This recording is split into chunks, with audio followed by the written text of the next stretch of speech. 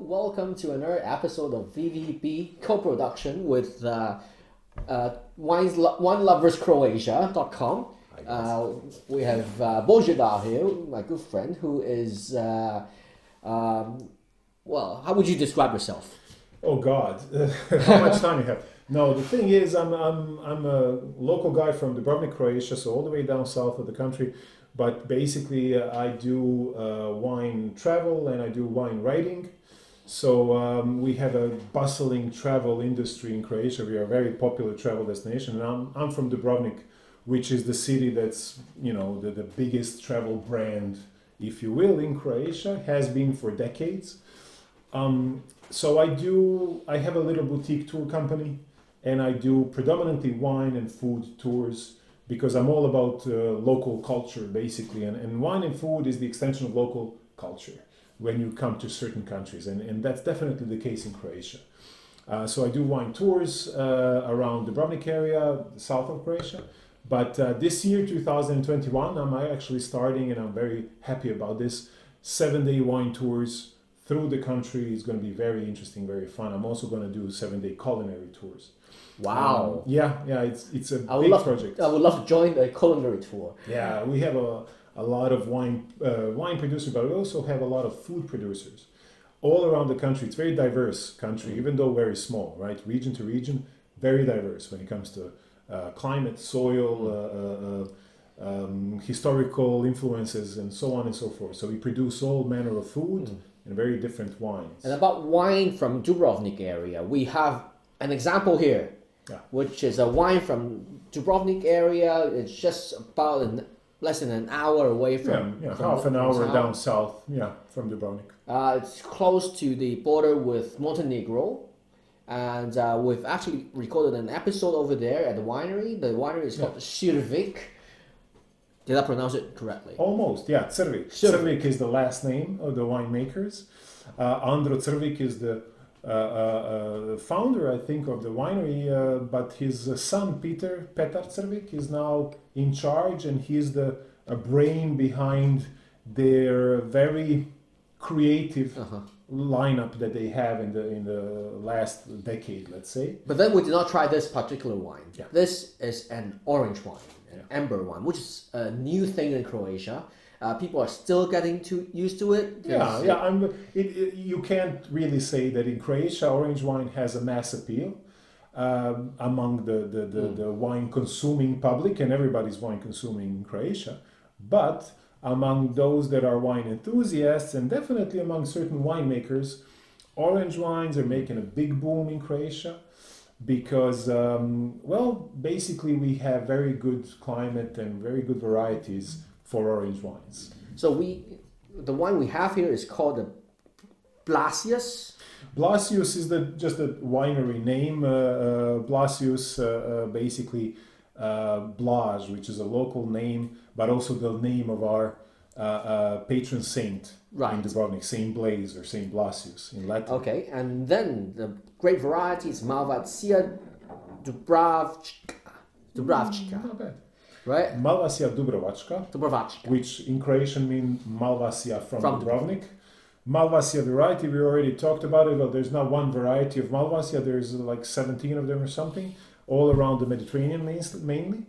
But Malvasia from Dubrovnik, not to be confused with Malvasia from Istria, Malvasia Istriana, which is a very, very popular white grape variety in Istria, basically second most planted wine variety in Croatia. And we had a bottle of that in the previous episode. Yeah. But here, look at the color.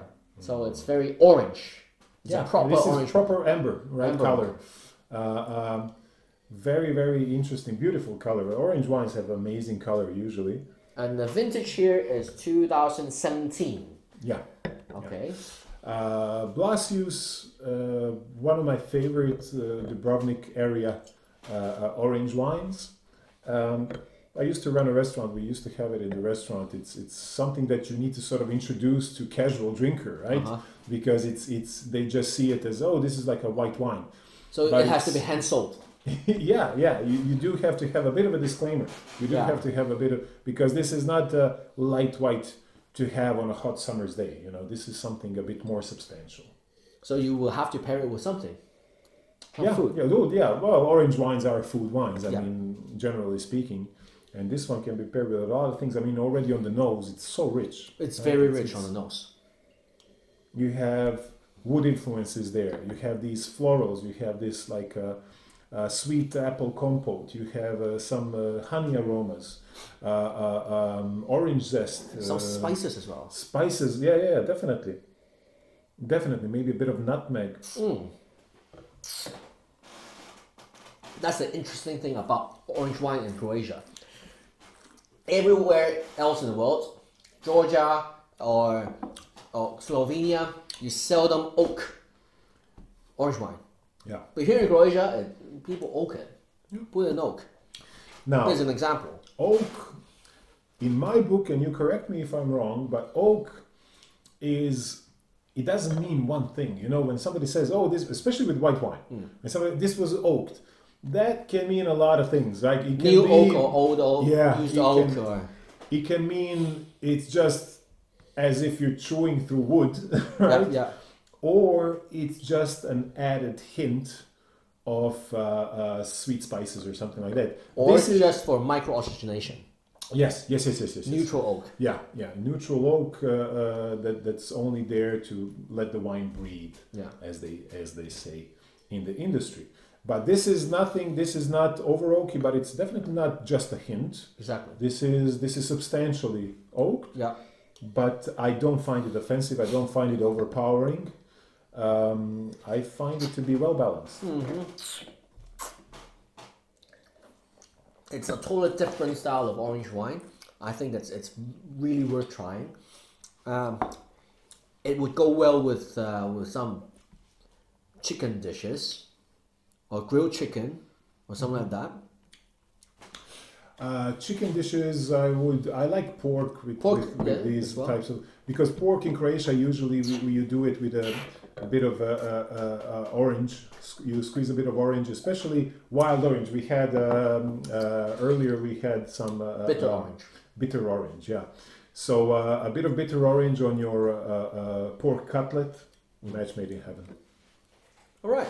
Right, Great. moving along. We'll move along to our first red. It's from a winery that we previously tasted, white from. It's Boskinac, which is located on the island of Park, and this is called Refuel. Refuel is 2019. It's the lowest end red. It's from Cabernet Sauvignon Merlot and what was it? Syrah. And okay, Syrah with Cabernet Sauvignon Merlot. It's Merlot dominant, so over 55% Merlot. Thank you. Oops. And this is what vintage? 2019, so it's a Yeah. fresh wine, not much oak.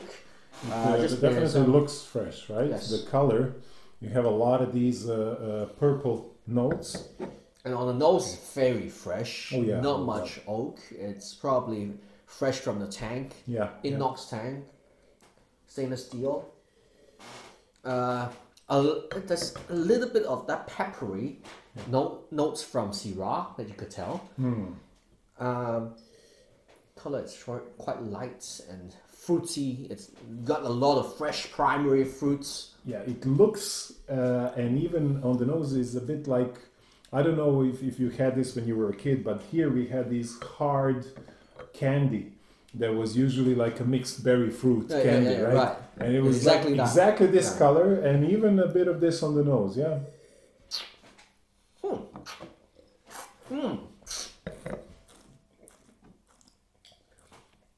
Bright and cheerful, light red.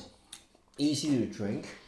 Nice acidity. Very good acidity. Very, very good acidity. Finish decent for what the wine is. For the style of wine, it's a decent finish.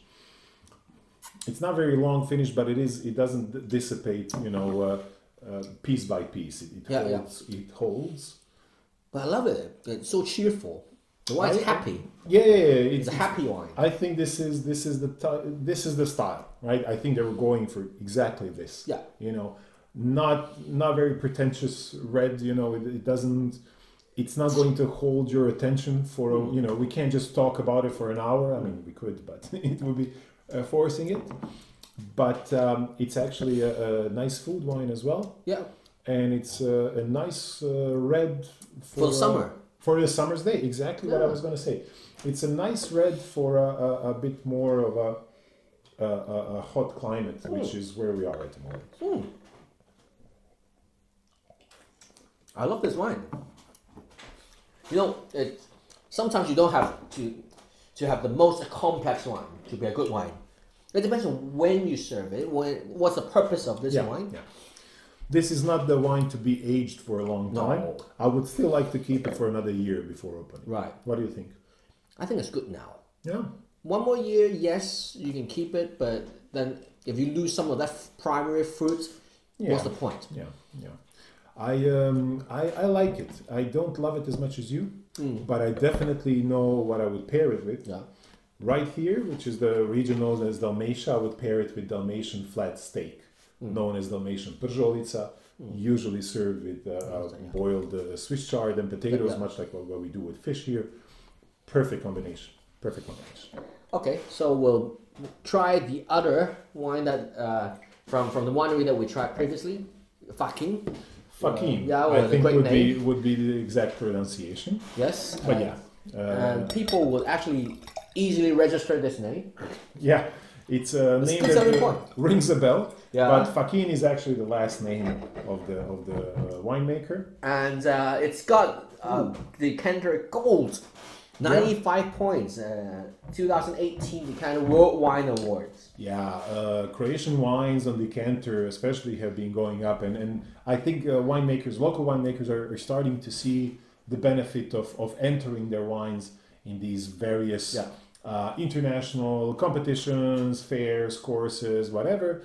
And there's way more interplay between Croatia and the rest of Europe, especially when it comes to wine these days. This one is a single vineyard, 2017 Tehran. The grape type is Tehran. Tehran is always a very difficult grape. Exactly. I would say because it's heavy tannin, it's high acidity. It's very hard to tame. It's very wild. Yeah. It does have that earthy aromas that can be overpowering a bit sometimes. So a lot of people who drink wine in Croatia, who know their wine, when they're ordering one in a restaurant and you say, well, I could recommend this. What is the grape? Tehran. I don't want it. You just don't want to try it, right? Yeah. Not because it's a bad grape, but because it is very difficult to work with. But when you get it right, and I think by the nose these guys got it right, you get very nice wine. This vineyard was planted in 1972. So it's old vine. So it's almost 50 years. Yeah, and then it's got 21 days of skin contact and 24 months in oak barrels. Well, on the nose it's very rich. It's got some dark primary fruits. Excuse me. It's so heavy that it chokes you. Just a wrong pipe. But actually... I